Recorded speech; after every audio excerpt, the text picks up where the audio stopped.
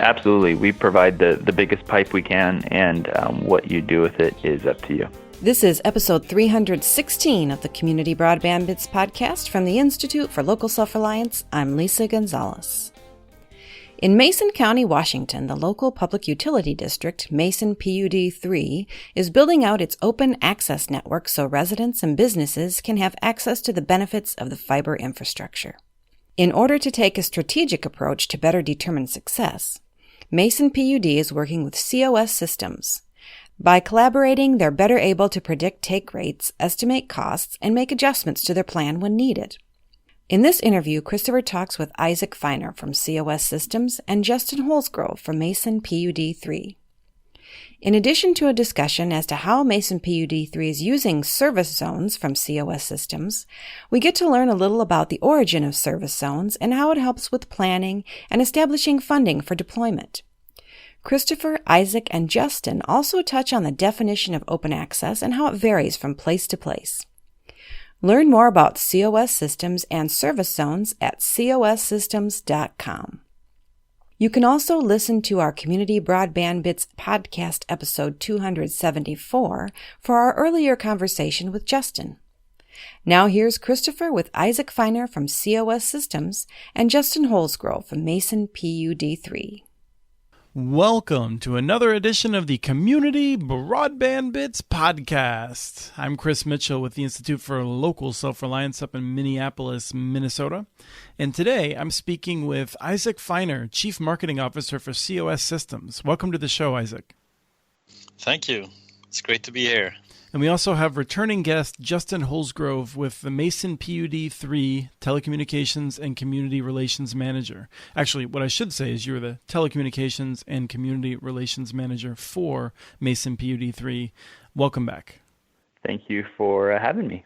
Good to be here. So, Justin, you were back on episode 274 back in October of last year, 2017, and we talked about a little bit more of the background. Today we're going to talk more about how you're working with the software provided by COS Systems. And we'll talk a little bit more at the end, actually, about what open access really is and how it may be different in different places.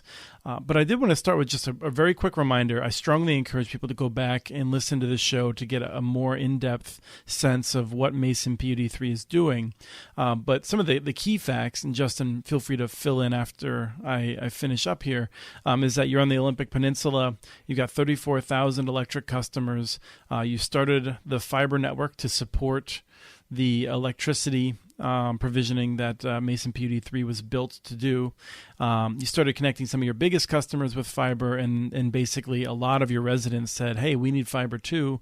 We need something because we don't have very good broadband if we have it at all. And so you got into the fiber business, basically.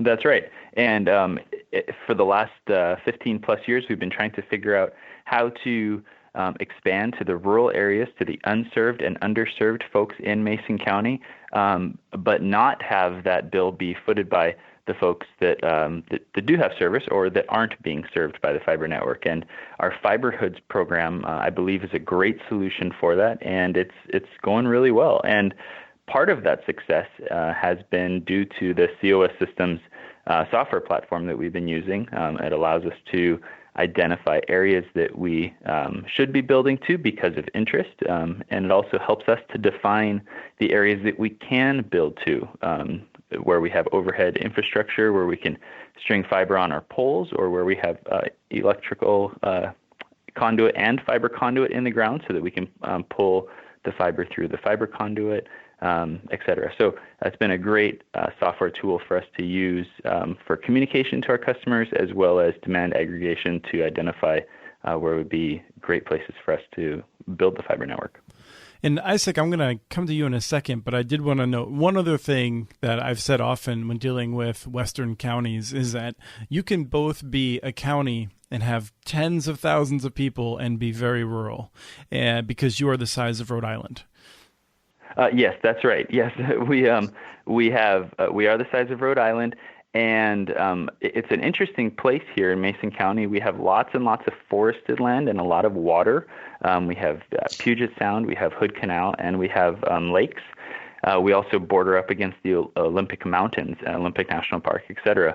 And so what we have is we have a lot of forested land where there's long stretches of highway in between sort of hamlets, if you will, groups of homes, and it actually sets up really nicely. We have one long backbone cable. We have many long backbone cables, but if you picture with me going out, one long backbone cable to get to a community, and then we can set a hut and build a distribution network there, and then continue on to the next grouping of homes. It took us a while to figure out exactly the best way to build a network, but now that we've established a plan and some great standards, we're really moving along. So moving over to Isaac, you're coming to us from Sweden. And while many people are maybe familiar with Stockholm and the network they have there, I think COS Systems comes out of a tradition of many of the smaller communities in Sweden. Is that right? Well, yes, we're headquartered up in the north of Sweden, so we're basically on the Arctic Circle. So now we're in 24/7 daylight mode. It actually looks a lot like Mason, PUD3, their area. In our hometown called Umeå, we had some really forward-looking politicians back in 1990s, and they decided that since we're in a remote location, we need to have good communications infrastructure. So in 1994, they started to build. I'm not sure this is true, but it's told to be the first all fiber community-owned network.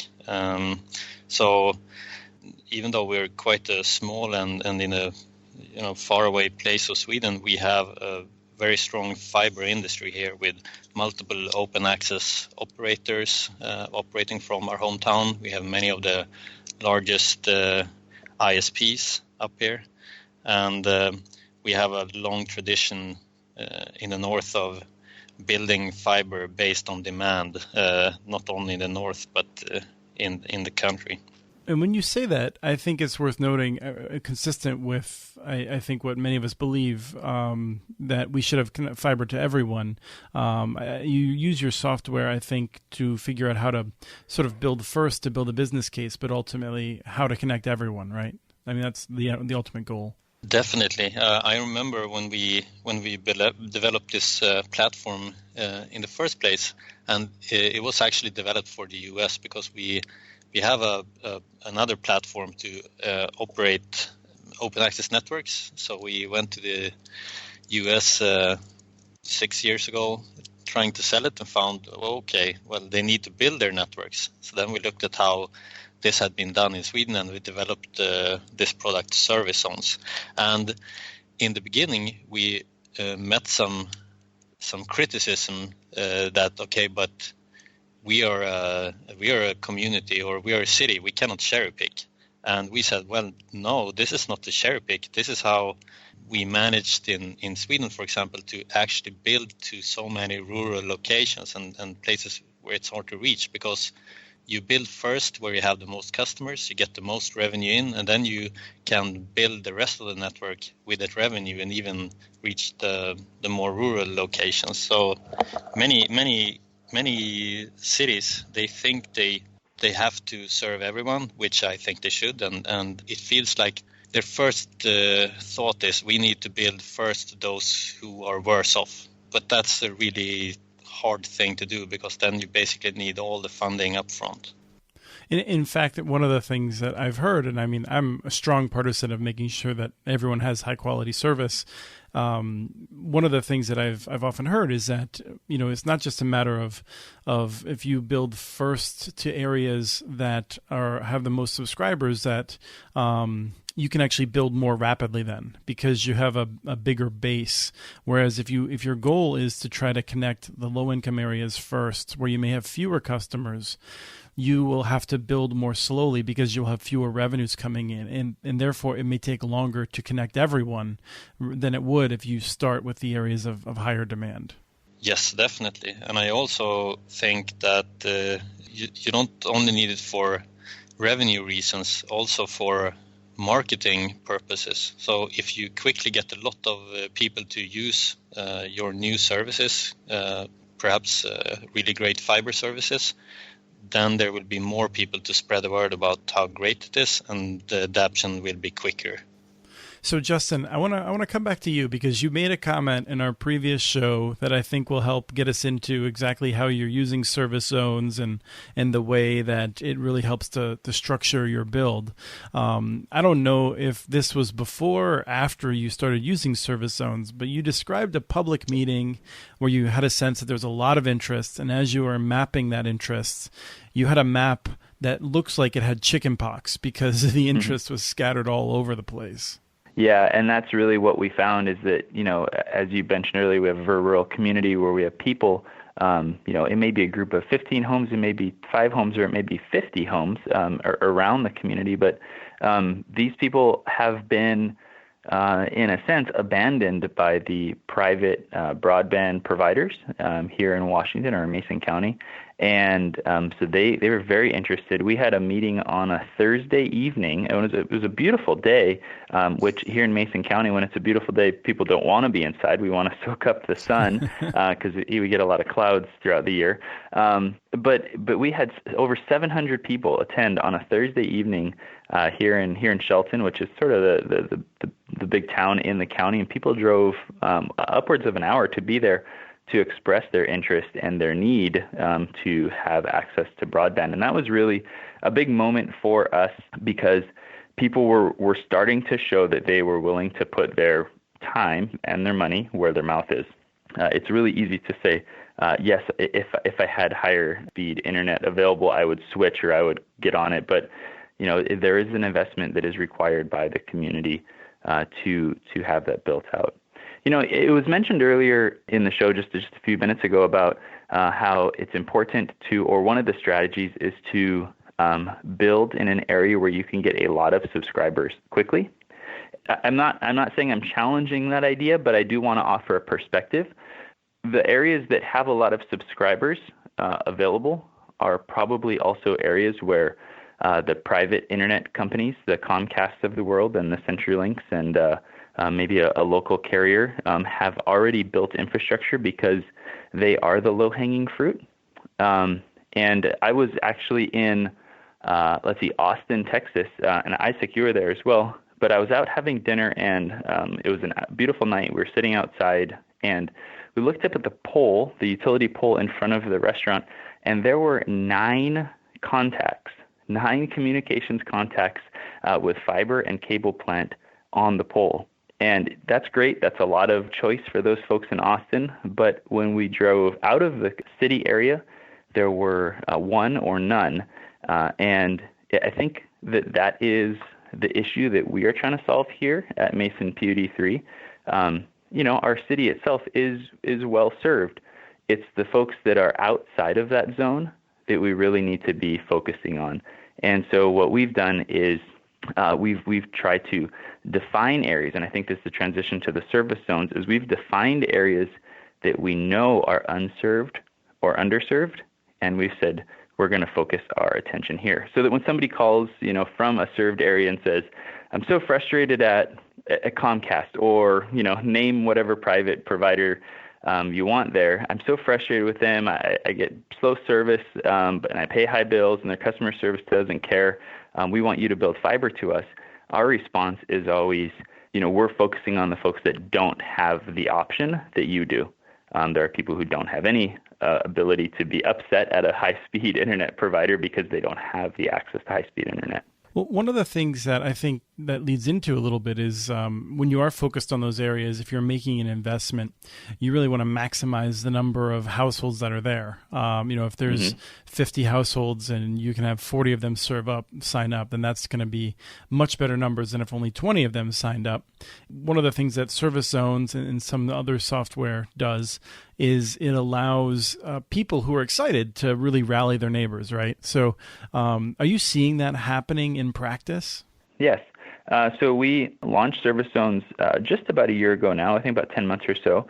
And we now have about 30 service zones, we call them fiber hoods, that are able to be served.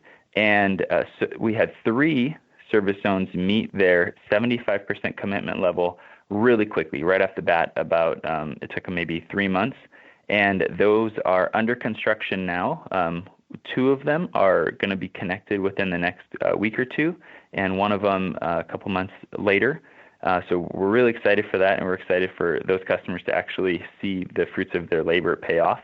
It's really important to get a champion or champions in the community that can do the hard work of hounding their neighbors and bugging their neighbors to sign up and to make a commitment so that we can build a network. There are other kind of the next group of zones that are more slowly reaching their goal, but they continue a steady increase of that 75% goal, and so we're encouraging those along as they go. Isaac, I'm curious if you want to tell us what you think makes service zones special. I certainly really like the ability of potential customers to be rallying their neighbors and distributing the marketing. But I'm curious if there's another aspect or something we haven't discussed that you'd like to focus on. Well, I mean, that's the core of the product, of course, to divide it up into these smaller zones, set the take rate targets, try to get people enthusiastic and start spreading the words. But then there are some things in the back end that not all customers are using, but that is more of a technical side. So, for example, the system constantly calculates an approximate cost of deploying the zone based on how many customers sign up and what services they sign up to. We do that by measuring the distance between the houses, along the roads, and then interconnecting the roads. And then you have some rough numbers on how much it is to connect one house and how much it is to construct 1 feet of fiber, etc. So if you really want to get into the weeds, you can do that as well. We also have something called service layers that is also a bit advanced. You can add on, which means if you have a number of houses or an area that doesn't follow these zone borders, but they for some reason are perhaps more expensive to connect and you need to have a connection fee or a higher connection fee, you can actually group them in these so-called service layers and offer them a different price. So this way you will never have to go back and tell someone, well, it's great that you signed up, but we cannot connect you because of this, or we need to collect a connection fee or something like that. So it depends on how you fund your network or how you plan, but that is really nice things to do. Yeah, it's really interesting. I want to tie back to something that Justin just said, and he said they had their 3 zones that reached 75% really fast, and then some that are a bit slower. This happens in all the projects we do. We've done about 100 projects so far in the US, and that's typical. You can never tell, and that is why you really have to do this. People try to look at demographics. You go for the most dense areas, but as Justin said, there might be a lot of competition there, and people aren't really that unhappy. So that's why you really have to go out like this with a tool like Service Zones and really ask people, do you want this? Because if you build that network in the wrong place first and you spend your money and you get, 5% of the customers? Well, that is a disaster, especially if this is a community-owned network. How can you justify building anything more?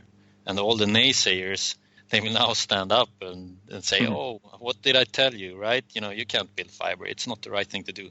Well, if you do it this way and you start, for example, with just 75%, well, 75% of the customers sign up. No naysayer can come and have anything to say about that. It's a success.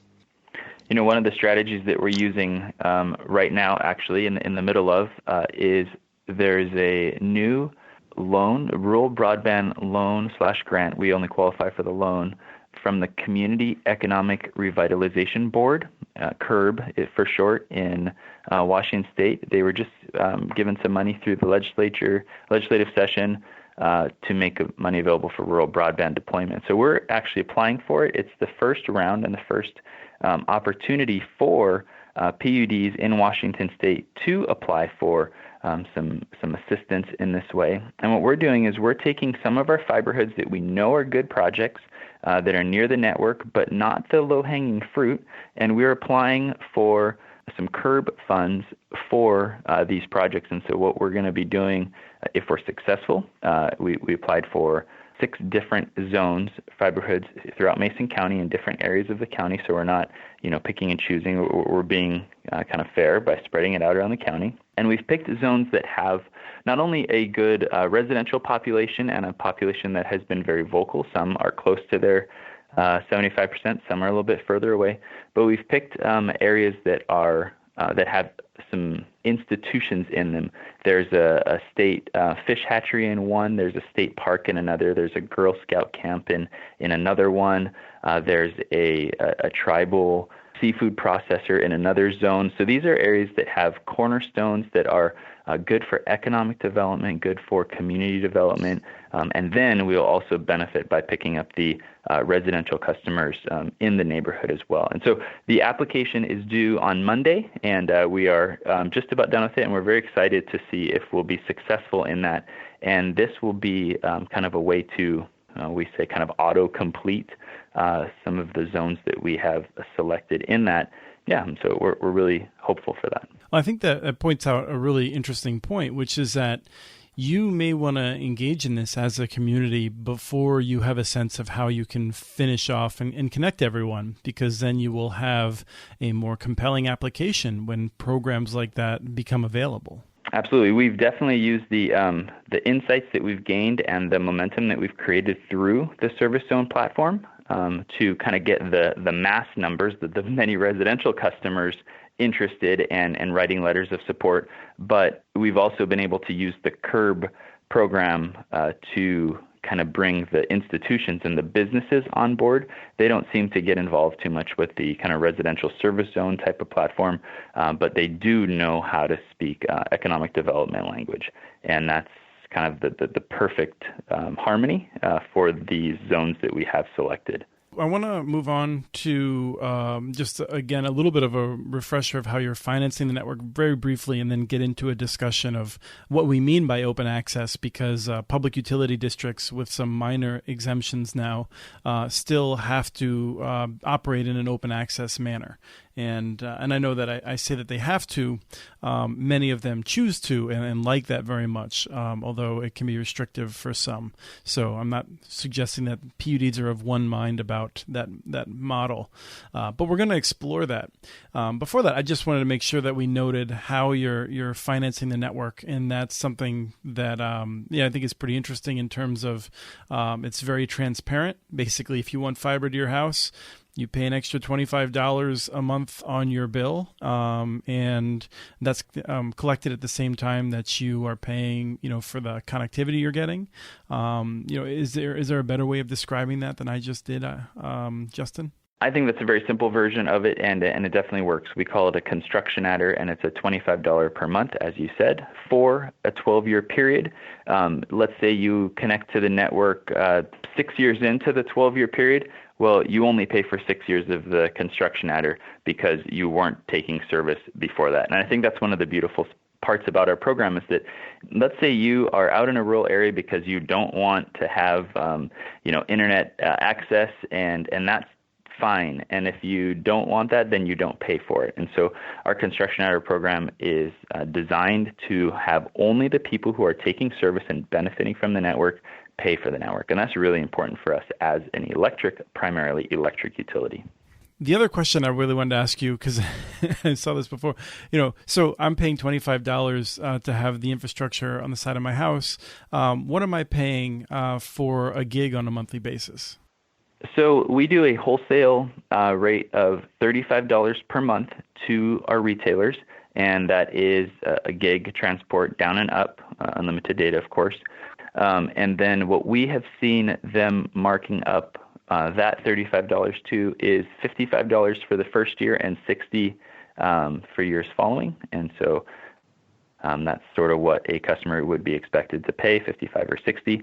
And then the construction hour of $25 is on top of that. And so in these rural areas where you have no other option, some of them are struggling through satellite or data caps on LTE air cards, things like that, they would be paying $85 a month for gig down and up unlimited data, which is pretty nice when you're considering the avoided cost of the inferior options that they're trying for. Isaac, I wanted to throw back to you about open access, because the way I understand it, and I hope you can explain it, the idea of wholesale is not just that an ISP would rent the entire pipe, but that you handle it differently in Sweden. So tell me a little bit about how open access differs in North America for the most part versus what you're used to.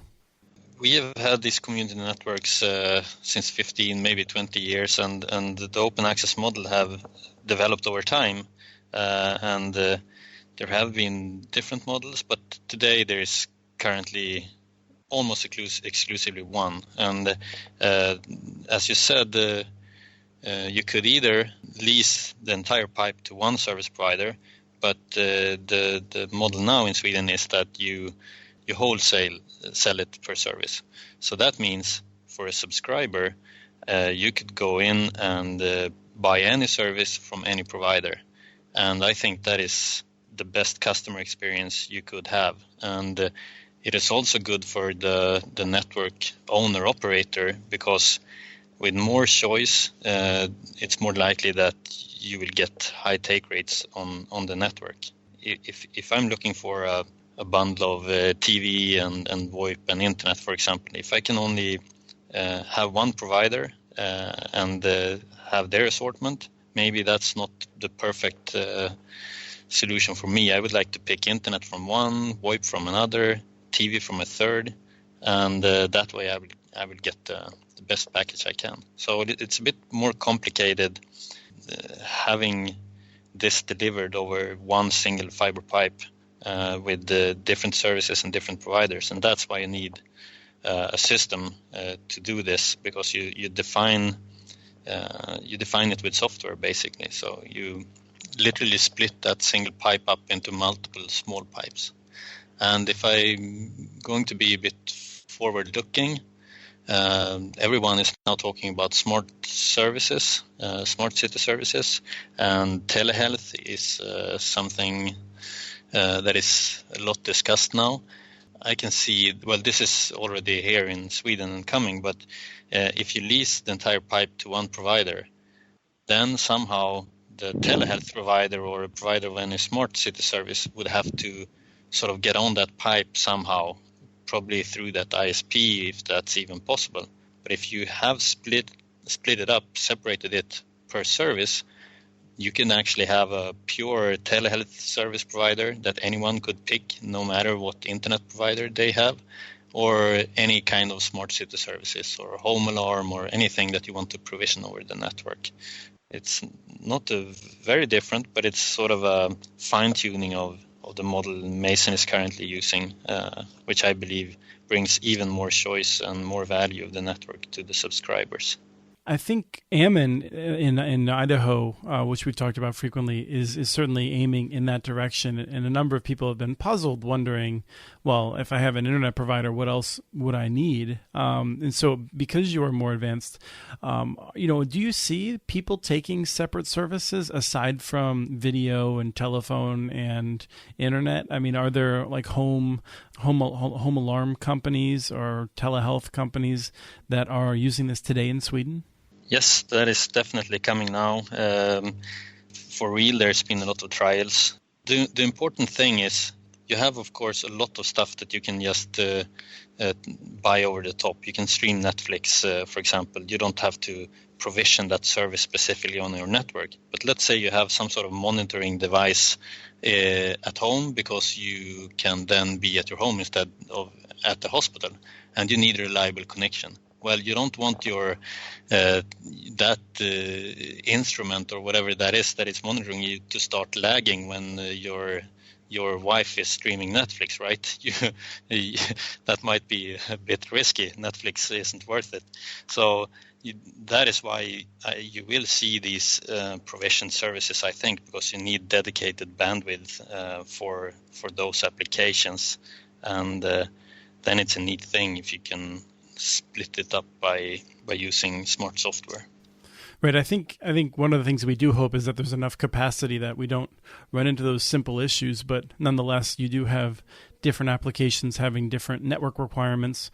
And I certainly think if I was Netflix and I was, my product quality was sort of dependent on another provider like Comcast or AT&T, which are increasingly my competitors, if I'm relying on them to get to the customers, that's pretty scary versus in an open access environment where Netflix can have a direct relationship with customers. That's pretty exciting. And then the most exciting piece of that for a network owner, I would think, is that, if Mason, for instance, has an open access network on which there's 10 services that people are taking, well, that helps to pay for the network because you're getting a slice of each of those revenues rather than just one slice of the full pipe. So, I mean, I think there's a lot of implications of what you're talking about.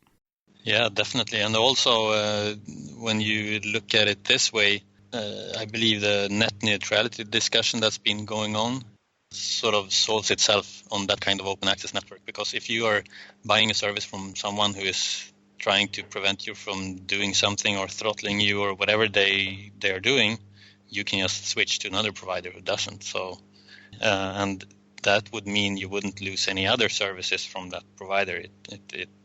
You can pick and choose what you like. So right, and that's where I think having like Mason PUD 3 there and is so important because they want to empower the user. Comcast and AT&T desperately don't want to empower the user. So it's worth remembering that we think of these things as utilities for a reason, and that's because I think Mason PUD 3, Justin, you feel free to provide any anecdotes or verification of this, but, you kind of pride yourself on running a system that allows people to do what they want to do rather than trying to shape what they want to do. Absolutely. We provide the biggest pipe we can, and what you do with it is up to you. Well, I think we've gone on pretty long here. We've covered a lot of territory, and we certainly have something to come back to. Isaac, I've wanted to have you on for a long time. I hope you'll pass my regards on to the many folks at COS Systems that we see around, certainly Bjorn. But tell everyone we said hello. Thank you for coming on the show. Thank you. It's been great to be on your show. And Justin, it was great to have you on again. Thanks for taking the time. Yeah, my pleasure. You guys keep up the great work. That was Christopher speaking with Isaac Feiner from COS Systems and Justin Holzgrove from Mason PUD 3 in Washington. You can learn more about what's happening in Mason County at muninetworks.org. We have transcripts for this and other podcasts available at muninetworks.org/broadbandbits. Email us at podcast@muninetworks.org with your ideas for the show. Follow Chris on Twitter. His handle is @CommunityNets. Follow muninetworks.org stories on Twitter. The handle is @muninetworks. Subscribe to this podcast and the other ILSR podcasts, Building Local Power and the Local Energy Rules podcast. You can access them on Apple Podcasts, Stitcher, or wherever else you get your podcasts. Never miss out on our original research. Subscribe to our monthly newsletter at ilsr.org. Thanks, Arnie Huseby, for your song Warm Duck Shuffle, licensed through Creative Commons, and thanks for listening to episode 316 of the Community Broadband Bits podcast.